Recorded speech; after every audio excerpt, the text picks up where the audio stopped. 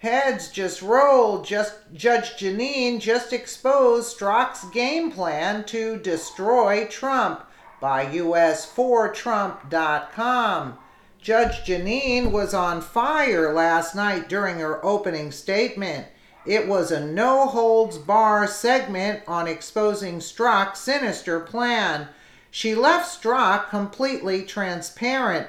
Furthermore, Judge Jeannine tells why Agent Strzoks'S biased plan includes the insurance policy, and in a blockbuster tell-all, the judge tells us what the insurance policy is. Judge Pirro lights up Peter Strzoks'S insurance policy plan. First, Jeannine Pirro throws up Peter Strzoks'S insurance policy text to page. The anti-Trump lover's text reads, "I want to believe the path you threw out for consideration in Andy's office for that there's no way he gets elected, but I'm afraid we can't take that risk. It's like an insurance policy in the unlikely event you die before you're 40. Second, Pirro systematically outlines for us what was behind the sinister text. She breaks it down and says, so Strzoks wasn't trying to prevent Trump from winning. What he was doing was even worse. The judge continues. He was talking about having a plan to effectively disenfranchise the voters who elected Trump should Trump win. Forget democracy, forget the people, Jeannine continues. Those voters who Strzoks doesn't like are idiots. He said so himself in a text to his mistress. Then she outlines for us what Strzoks meant if his candidate of choice, Hillary Rotten Clinton, didn't win, the one he helped avoid criminal liability. He was going to abuse the power we entrusted him to ensure that it didn't matter. If the unthinkable were to happen, his insurance policy would help deal with it, the judge says. Then, in no uncertain terms, she tells us the insurance policy, my friends, is the Russia collusion investigation. Fox News tweets Strzoks seems to share Cardinal Comey's affectation about being a selfless servant of the people, even though he seems to simultaneously hold us in contempt. My hashtag opening statement. Wow, that we knew it, but I like it to hear it from Judge Jeannine. The FBI's investigation into Hillary Clinton's use of a personal email server and Russian interference in the 2016 election testified before Congress this week. Agent Peter Strzok, the personification of the righteous left, thinking they know better than the rest of us, was a composite of pompous, arrogant, indignant, sarcastic, smug, condescending, defiant, and unapologetic. Strzok seems to share Cardinal Comey's affectation about being a selfless servant of the people, even though he seems to simultaneously hold us all in contempt.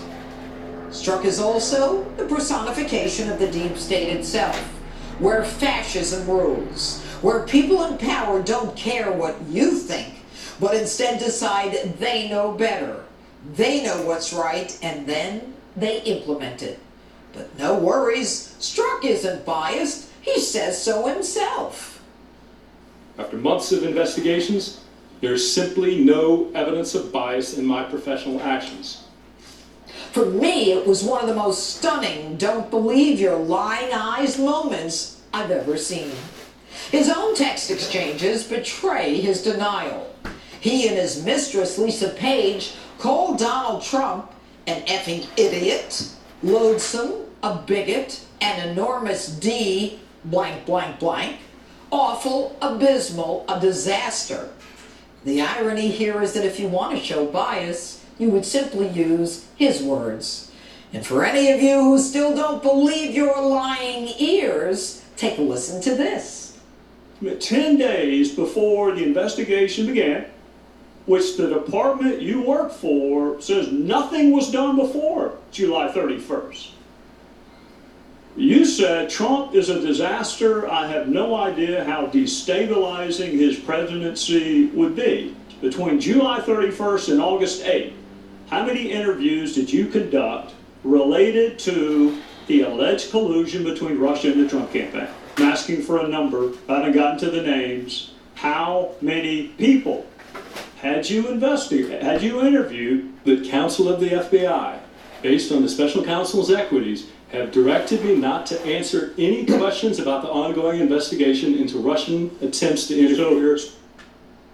So he's directed not to answer any questions by counsel for the FBI. So why is this important? Why would it be important to show the investigation began before the FBI said it did? Why? Because nothing happened to even begin an investigation. They made up a date and they made up a reason.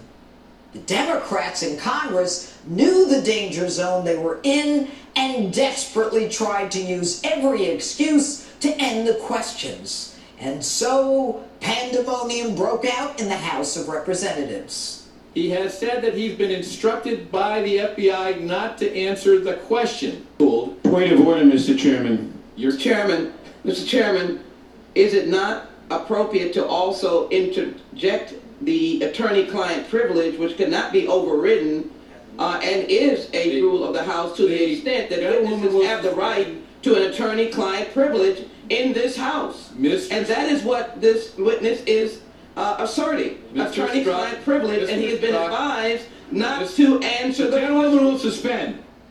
And it went downhill from there. Mr. Chairman, please, there's nothing You know, Chairman, this is intolerable harassment of what's witness. wrong with that. You need your medication. The free-for-all in that hearing room was a sight to behold. But more than that, it was a microcosm of what the left has done when they want to shut down the right. The pent-up rage and the pandemonium was an example of how angry the left is. And while the Republicans conducted themselves in a genteel manner, the Democrats, claiming parliamentary points of order, blew their collective gasket. So Strzok arrogantly claims he's following FBI protocol. They told him not to say anything. But 6 hours later, he's shown yet again to be a liar and is allowed to answer the question that goes to the heart of the basis for this absurd investigation into Donald Trump's alleged connection with Russia. And when given the green light, here's Strzoks'S answer. Agent Strzok, between July 31st, 2016 and August 6th, 2016, how many witness interviews did you conduct as part of the Russia-Trump campaign alleged collusion investigation? I don't recall, and I'd have to check the case file. We waited all that time for that answer? Yes, sir. That's eerily similar to what you said a couple hours ago. And if that isn't enough, the text, quote, "I want to believe the path you threw out for consideration in Andy's office, that there's no way he gets elected, but I'm afraid we can't take that risk. It's like an insurance policy in the unlikely event you die before you're 40. So Strzok wasn't trying to prevent Trump from winning. What he was doing was even worse. He was talking about having a plan to effectively disenfranchise the voters who elected Trump should Trump win. Forget democracy, forget the people.